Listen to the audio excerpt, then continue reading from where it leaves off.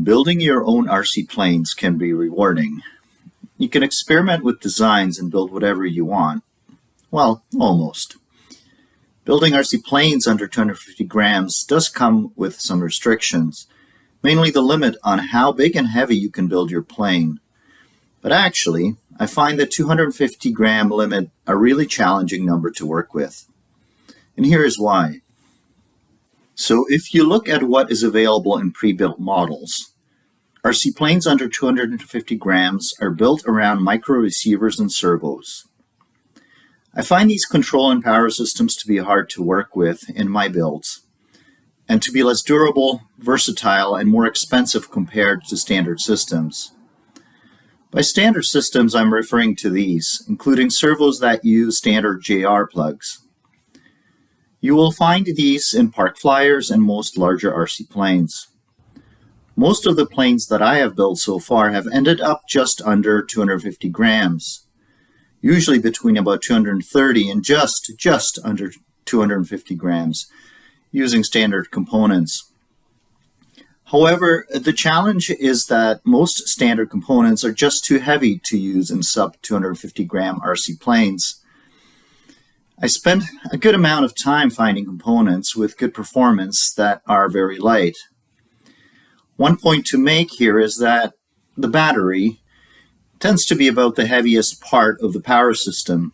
I made another video on this, but in a nutshell and in general, a 3S 500 milliamp LiPo will be your go-to for most airplanes, while for slow flyers and gliders, a 2S will typically do the job. But even with all that effort, the weight of the components can be substantial, and together the receiver, ESC motor, servos, and battery typically weigh as much as 100 grams in total.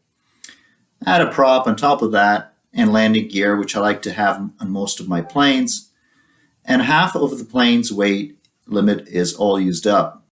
This leaves a little bit over 100 grams to build the structure of the plane, and that's not a lot to work with.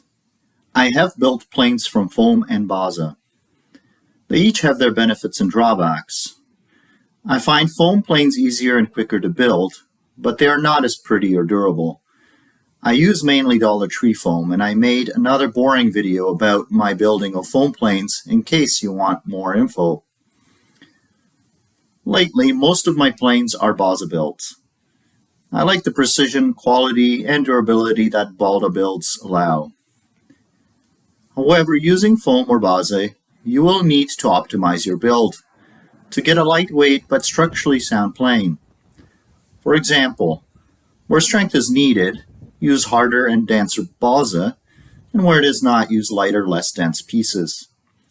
There are many videos out there to provide additional guidance, so I will not get into it here. But the other important part of the structure in the case of Baza builds is the covering. I use iron-on plastic shrink wrap film. There are different manufacturers and different thicknesses, also many colors.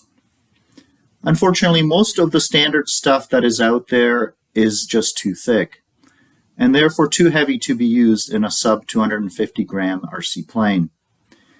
I believe they weigh around 80 grams per meter squared, which is too much.